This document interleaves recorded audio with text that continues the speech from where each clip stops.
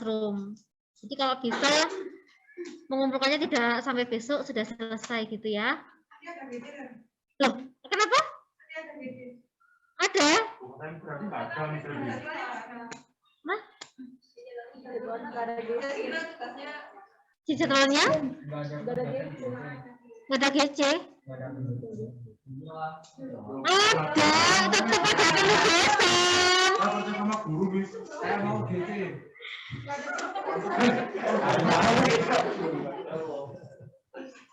Ya, setiap hari penugasannya. Maksud saya gini loh, kalau saya selesaikan sekarang, berarti kan nggak ada PR, nanti tinggal diunggah gitu aja. Sedikit kok tugasnya. Ya, tapi dikumpulkan ya, jangan nunggu saya masukkan ke poin dulu ya. Tak cekes ya. Yang sampai tugas 2, ada yang bolong tugasnya adalah Arya Angka, Clarissa, Imam, Naswa. Oke juga nih. Apa? Aman, ini masih 2 tugas, masih belum nanti sampai akhir. Kamu konsisten atau tidak, istiqomah atau tidak? Insya Allah itu 99,99% iya ya.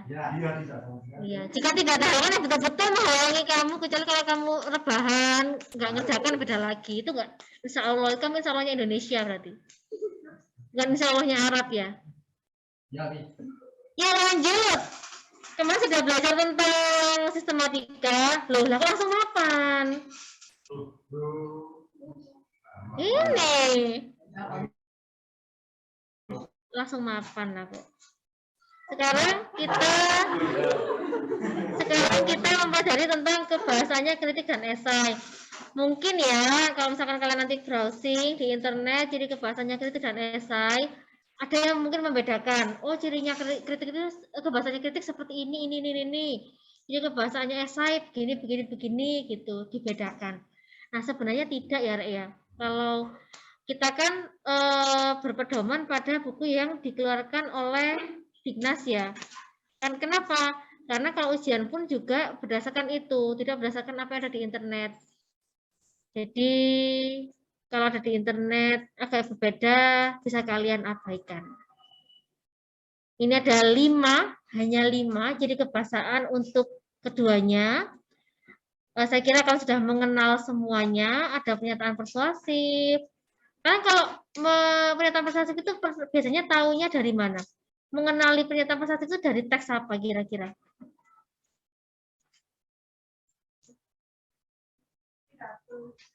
Pidato? Ya mungkin ada ya, biasanya di bagian akhir gitu ya. Kalau misalkan pembina upacara gitu di bagian akhir, ayo Rek, kalau kalian mau nilainya bagus, kita harus lebih konsisten dalam mengerjakan tugas dan sebagainya. Kita harus misalkan temanya kebersihan ya, misalkan kita harus menjaga kebersihan agar sekolah kita terhindar dari demam berdarah, misalkan itu contohnya persuasif. Iklan juga sering kita bukan sering ya, pasti iklan itu mengandung persuasif. Kemudian pernyataan fakta juga sudah pernah kalian pelajari. Kemudian pernyataan yang berupa penilaian atau menilai. Imam, kenapa sih kalau lihat saya seperti itu? Saya mendengarkan, saya melihat. Itu sambil lihat tulisan, jangan lihat saya GR nanti. Karena kalau mana saya seperti itu, saya jadi gimana gitu loh, deg-degan, Mam.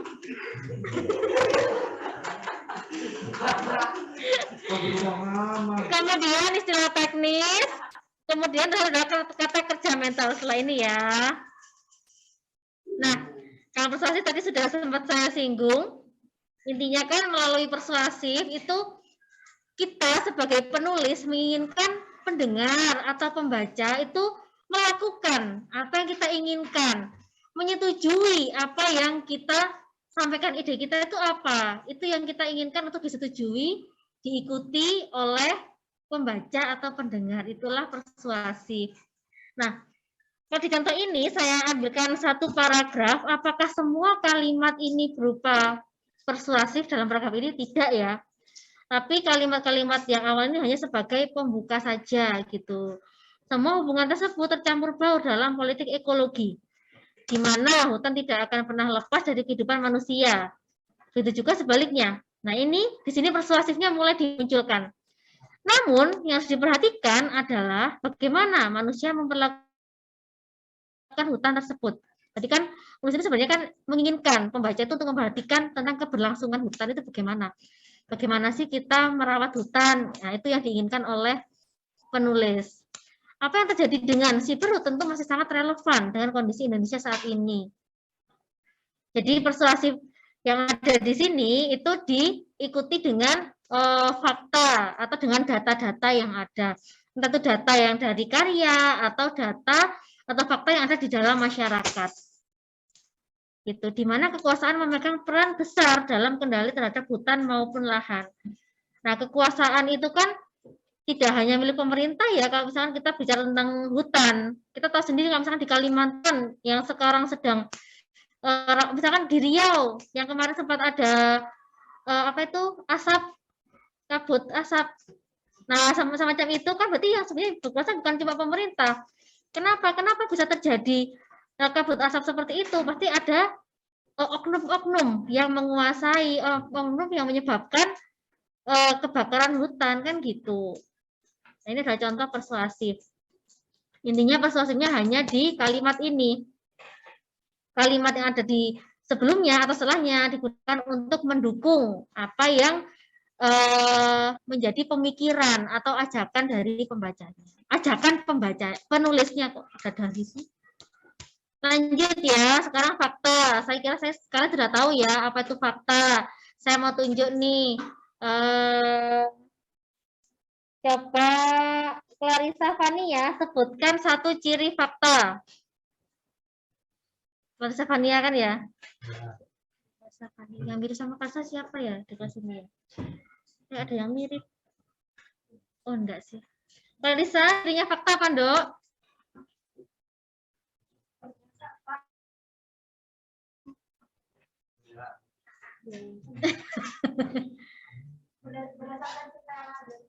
Cerita. Apakah cerita itu selalu berupa fakta?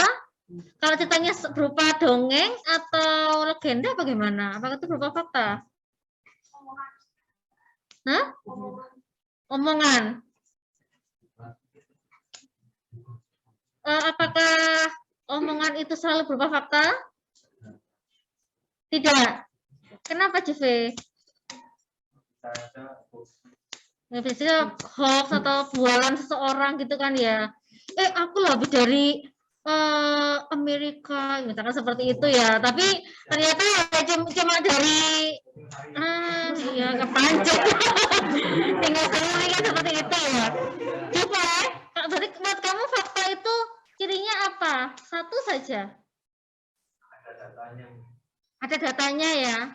Ada datanya. Kemudian Ezra. Apalagi ciri fakta? Kejadian nyata, ada datanya, kejadian nyata. Kemudian Arya angka. Bukti tadi data.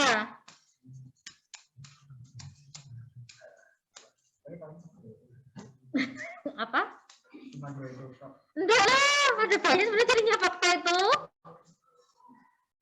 Sudah pernah terjadi atau belum? Sudah pernah terjadi ya fakta itu.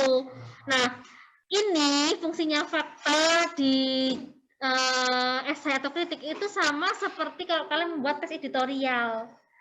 Kalian punya pendapat, kemudian pendapat itu didukung dengan fakta yang ada. Agar apa? Ya, agar apa yang kalian sampaikan itu ya memang sesuai dengan apa yang ada di misalkan masyarakat atau sesuai dengan teori-teori yang ada gitu. Jadi kalian tidak hanya omong kosong saja. Kalau bahasa Jawa itu nggak ngecap toh, tidak hanya asal berpendapat saja, tetapi ada yang menguatkan pendapat kalian gitu loh. Kalian mengatakan sebuah karya itu menarik.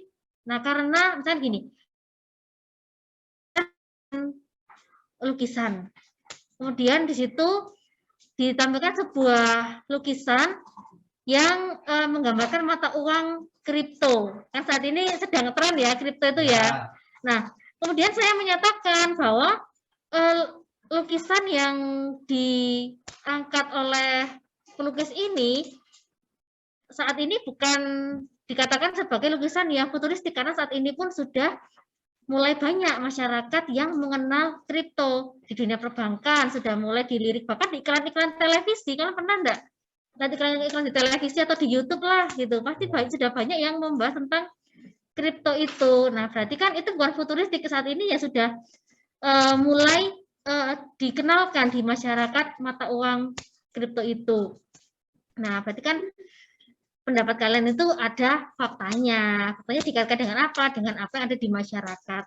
Nah, kalau untuk kritik dan esai, faktanya berupa apa saja? Ya tadi, contohnya fakta yang ada di masyarakat. Bisa dari teori-teori yang ada, pendapat para ahli. Kalau kita sebenarnya ya, kalau mau membuat kritik atau esai, sebenarnya ada alirannya. Jadi misalkan, oh saya ingin membahas sebuah karya ini dari segi semiotika, dari segi keindahan bahasa. Nah berarti ya itu teori tentang itu yang saya gunakan untuk pendukung tulisan saya, kritik saya gitu. Ada banyak alirannya. Tapi saya kira untuk SMA tidak perlu sih. Apa kalian mau? Ya. Mau? Enggak. Itu saya kuliah itu semester berapa ya? Mungkin sekitar semester 5 tentang aliran kritik esai itu. Jadi nggak usah ya. Kita secara umum saja. Nanti kalau kalian masuk ke jurusan bahasa Indonesia, ada nggak yang mau masuk ke jurusan bahasa Indonesia? Saya patah hati, Rek. Nggak ada yang mau masuk jurusan bahasa Indonesia. Ada yang mau masuk perbankan ini? Banyak paling ya. Nah, jadi seperti itu ya. Kita nanti kalau membuat kritik dan esai tidak perlu ikut aliran-aliran tertentu, jadi kita secara umum saja.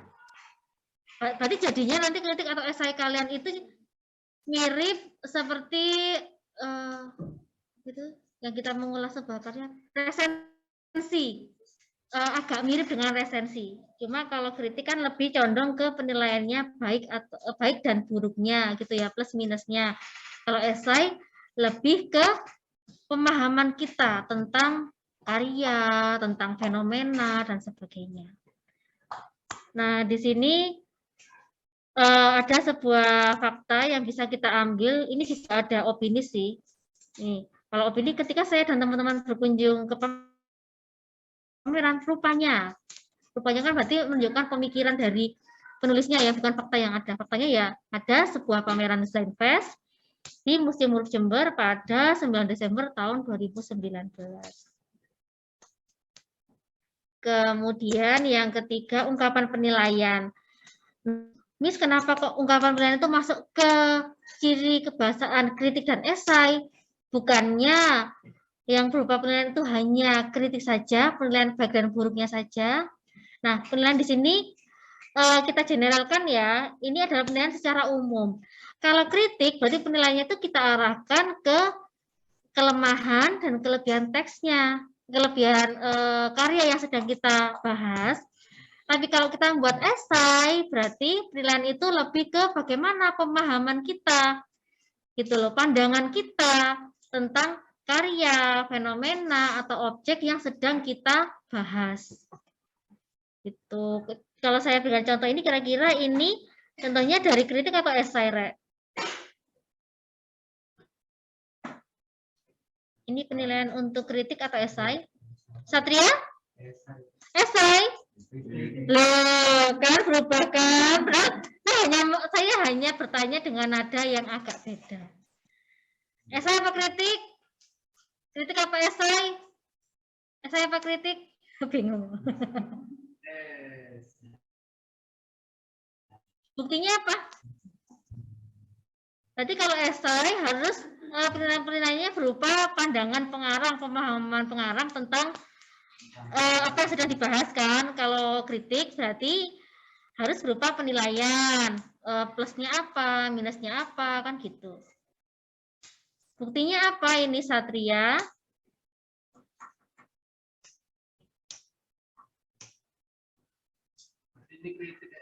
Loh, cowok kok pelin-pelan. Jangan mau sama Satria ya, Rek, ya. Pelin-pelan itu. Rehan, katanya mau menuntut ilmu kan ya? Mau mencari ilmu kan ya? Nah, kalau Mas Rehan gimana? Narasi, beda kita udah jauh dari itu yang sedang dibahas. Rehan, gimana kamu menurut kamu, Nak? Esai, buktinya apa?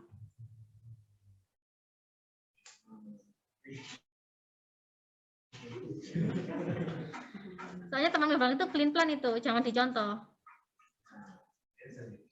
Loh, lah iya. Kalau kamu bilang sama cewekmu aku sayang kamu gitu ya. Kenapa kamu sayang sama aku? Ya sayang pokoknya. Nggak bisa, harus ada alasannya. Kamu nggak bisa gombal. Cinta itu tanpa alasan. Ya nggak mungkin.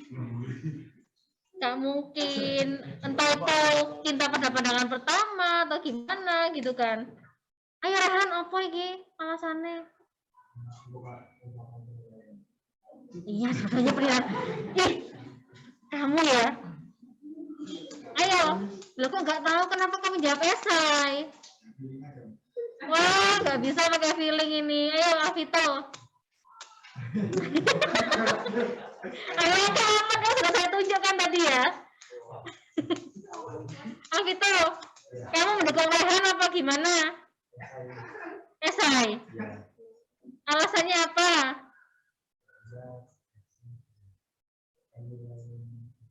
Ya, penilaian tadi itu kan kalau esai kita arahkan ke pandangan pengarang atau pemahaman pengarang tentang apa yang sedang dibahaskan. Kalau misalkan itu sebuah buku fiksi, berarti diarahkan ke temanya apa, tokohnya, sudut pandang, gitu. Nah, menurut kamu gimana? Kalau itu bukunya non fiksi, berarti pemahaman pengarang tentang apa? Ya tentang tema yang diangkat, topik yang diangkat, bukan tema ya, topik yang diangkat di dalam buku itu, tentang mungkin keterkaitannya dengan masyarakat dan sebagainya, tergantung bukunya gitu loh. Kalau ini bagaimana anakku?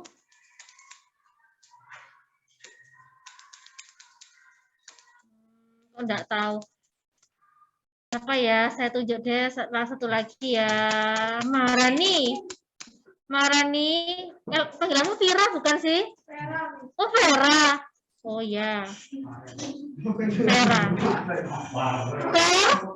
Vera setuju dengan Alvito atau punya pandangan sendiri? Ini contoh penilaian dikritik atau esai. Ini kan sedang membahas tentang sistematika. Esai. Alasannya kenapa?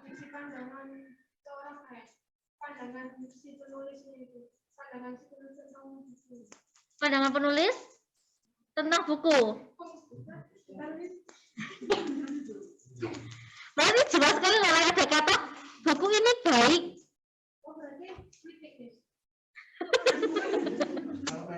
Langsung berubah, beda sama kamu ya sih, mirip-mirip. Mungkin kalian bisa bersatu ya.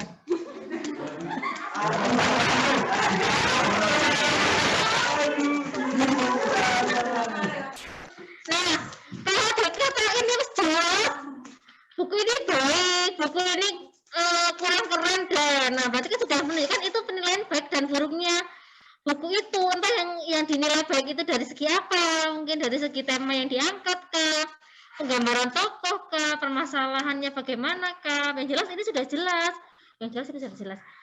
ya pastinya ini sudah jelas, ada kata buku ini baik, jelas ini adalah kritik gitu.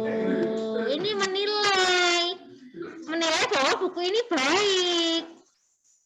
baik untuk apa, baik dalam hal apa. Nah ini dalam penggambaran latar, mengungkapkan seluk-beluk suatu wilayah secara gamblang.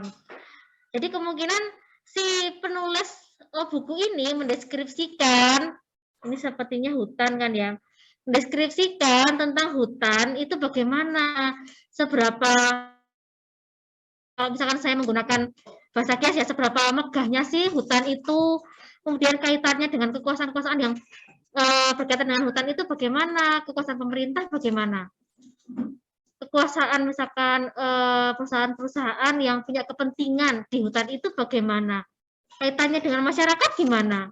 Nah, pastinya kan ada penduduk itu, walaupun mereka agak dijajah mungkin loh ya, pastinya kan mereka punya hak atas tanah itu, bagaimana sih kekuasaan mereka gitu. Itu yang sedang ingin disampaikan oleh penulis kritik tentang penggambaran latar, permasalahannya gimana gitu. Jelas sekali. Tidak mungkin tidak banyak kiasan yang dituliskan dalam buku ini mungkin ya. Ini hanya kutipan saja, kita tidak tahu secara utuhnya bagaimana. Ya, di masyarakat. Ya, memang secara umum seperti itu. Tapi karena kita konteksnya, kalau teks ini ya, kalau konteksnya gini loh, kritik di masyarakat memang ya yang disampaikan adalah keburukan gitu loh. Tapi kalau kritik di sebuah tulisan itu harusnya berupa penilaian. Nah, kalau kita memberikan sebuah penilaian, kita tidak boleh memberikan penilaian itu secara berat sebelah.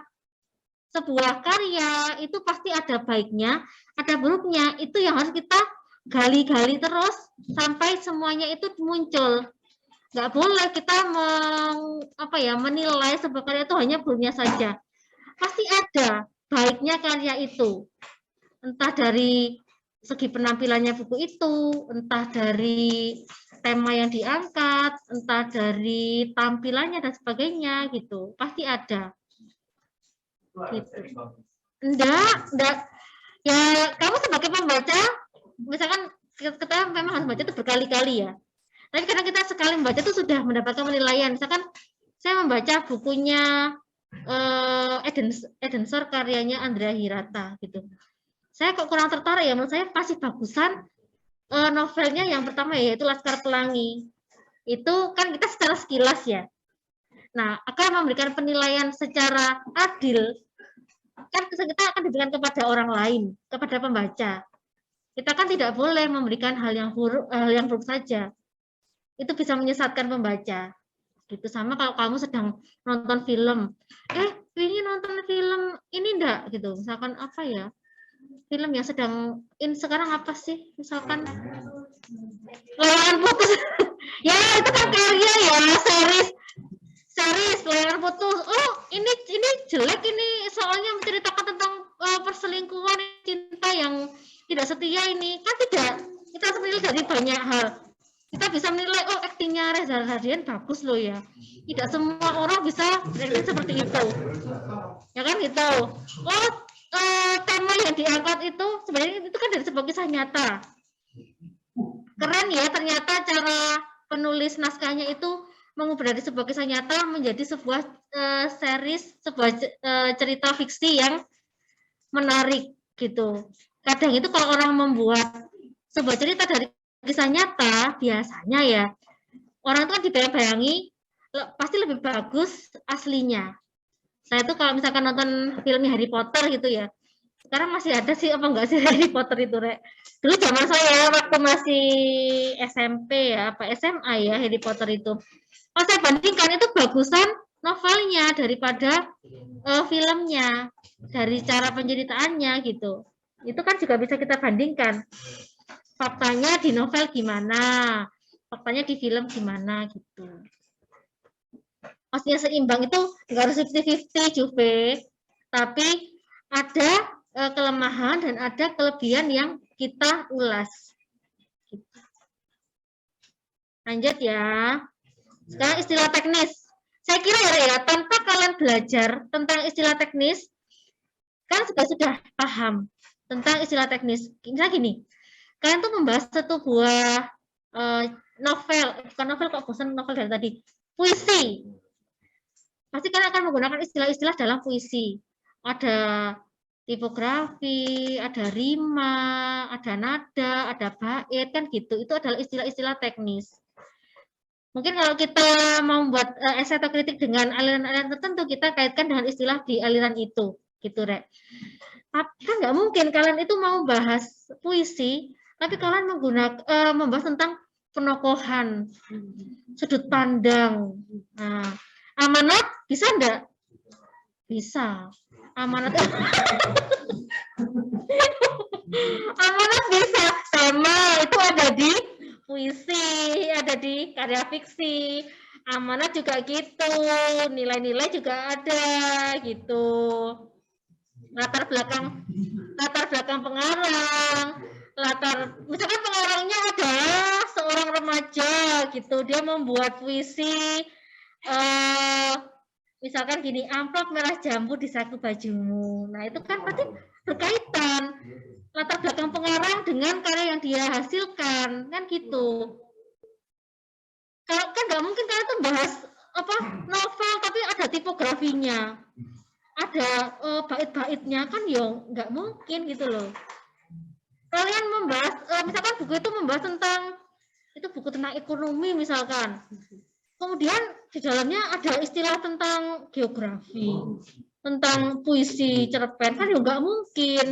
Jadi saya kira ini kalian sudah menulis tentang esai atau kritik, kalian sudah tahu istilah teknis apa yang perlu kalian gunakan gitu. Kalau di tes editorial kita kan tidak boleh ya banyak menggunakan istilah-istilah teknis ya. Kenapa? Karena itu disampaikan di media massa itu udah banyak dari berbagai tingkatan pendidikan dan sebagainya. Tapi kalau untuk esai dan kritik ini sudah khusus pembacanya itu siapa. Gitu. Jadi kalau kalian menggunakan istilah teknis tidak masalah. Kalau di sastra biasanya ada majalah Horizon, majalah sastra, di dalamnya ada esai, kritik, tidak masalah kalian banyak menggunakan istilah teknis karena itu memang majalah sastra gitu. Lanjut, yang terakhir adalah verba mental. Masih ingat dulu kita belajar tentang verba mental, verba material? Ingat? Oke, saya tunjuk sekarang. Yang masih nonton atas ya. Oke, Jasa, verba mental, verba material itu yang bagaimana?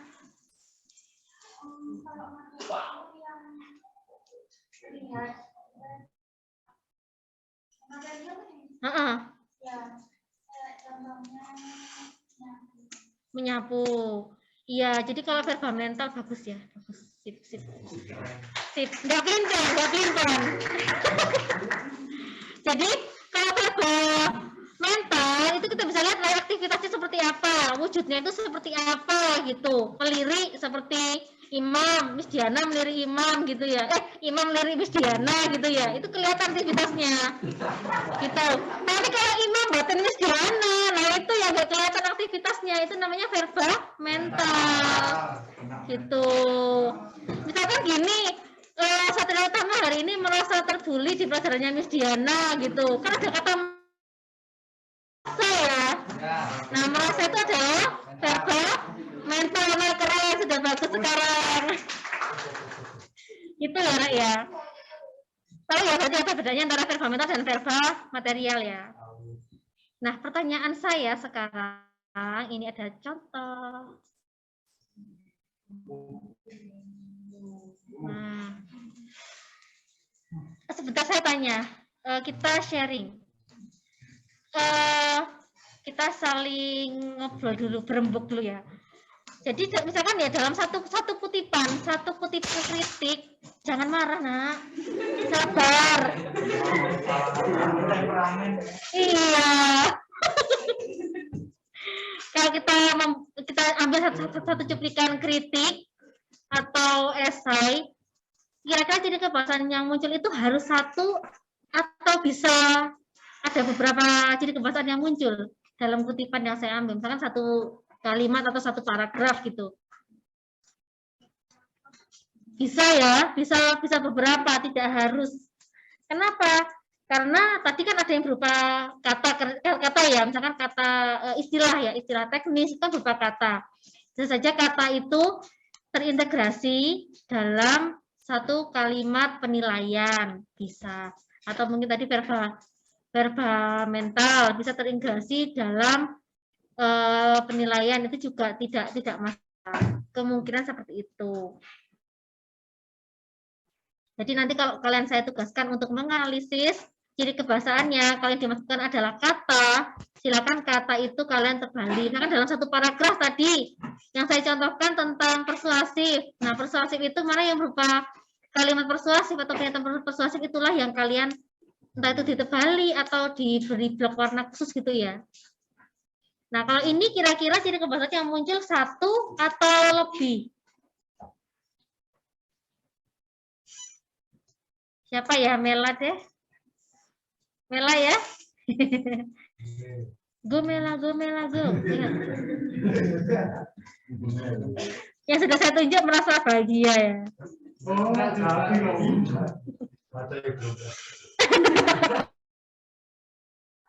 Oh iya, kalau semua sudah saya tunjuk berarti kan kembali lagi ke kalian ya.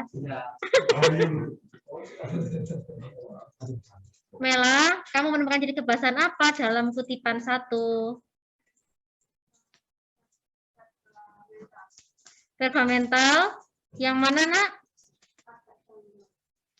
Kok dari kemarin-kemarin itu kelas yang saya tanya selalu gitu ya? Agak janggal itu kok menganggap bahwa ini adalah verba mental ya? Janggal. Kalau agak,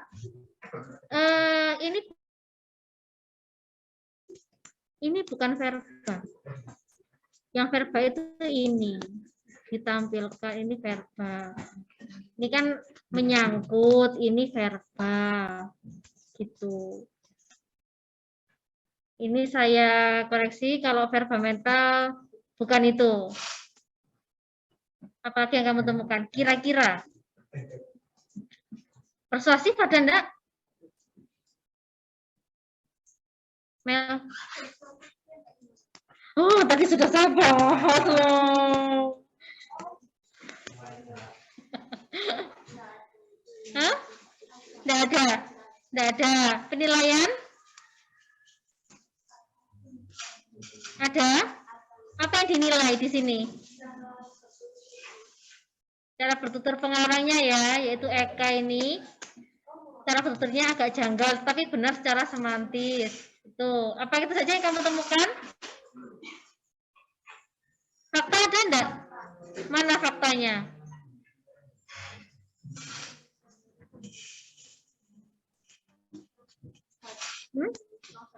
Kenapa? Hal ini juga ditampilkan Eka dalam novel ini menyangkut cara bertutur yang agak janggal. Nah, sebenarnya faktanya belum dikutipkan ya. Mungkin faktanya bisa langsung dikutipkan. Bentuk cara bertutur yang janggal itu bagaimana, bisa seperti itu. Kemudian jadi istilah teknis ada enggak? Semantis? Semantis, cara makna ya, makna kalimat ya. Ini adalah apa tadi Satria? Ini adalah istilah teknis. Secara makna, cara bertuturnya itu janggal, tapi orang itu bisa memahami maknanya, maksudnya seperti itu. Semantis. Sekarang kita coba kutipan 2 ya.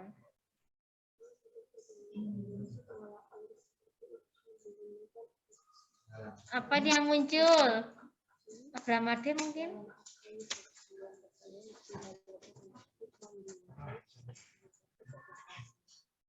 Kita kurang 4 menit ya. Verba material. Nggak ada jadi verba material, ini verba mental.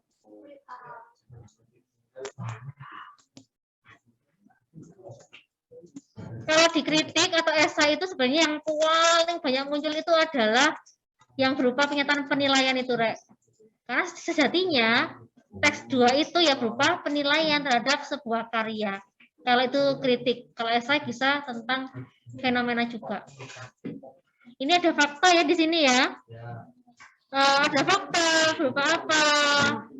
Novel ateis karya Adirkata Miharja. Nah, kemudian ini adalah penilaian yang dinilai itu apa? Alur yang digunakan. Ternyata mirip dengan alur dalam novel ateis. Gitu.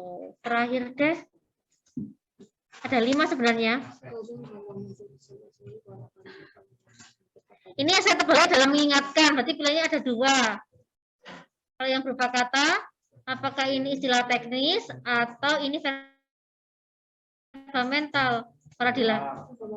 Mental ya, mengingat-ingat itu gak ada wujudnya, Rek. Karena itu adalah aktivitas berpikir, gitu. Kalau mengsedih itu gimana, Rek? Mengsedih itu loh. Itu nggak ada aturannya ya dalam bahasa Indonesia ya. Oke, tugas kalian ini sudah saya lampirkan di GC. Tesnya sama seperti kemarin kan? Ya. Bagi berapa orang yang tidak mengerjakan ini berarti belum membaca mungkin ya? Ya. Yang mengerjakan hanya ini. Gini loh, Re, ini tidak harus isi semuanya ya.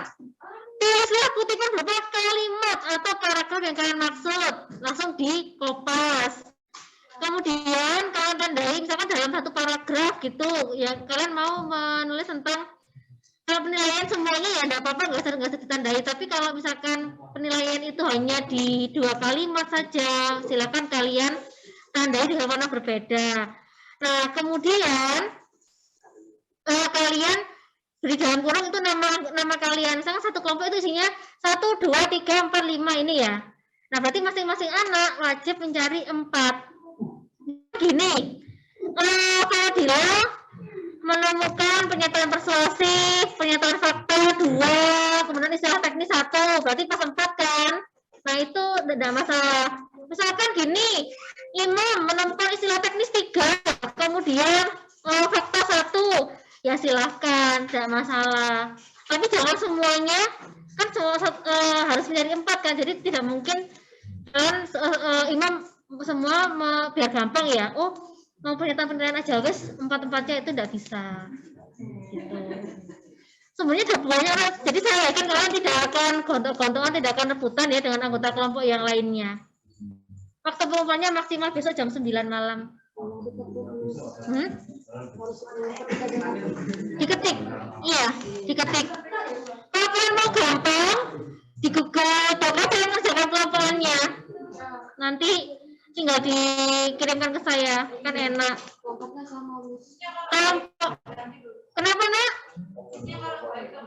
Oh, sudah bagus ini, sudah cantik ya.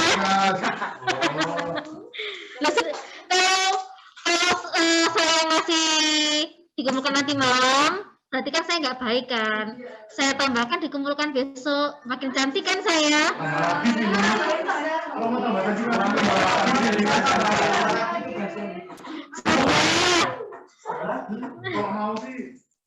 Apa? Sudah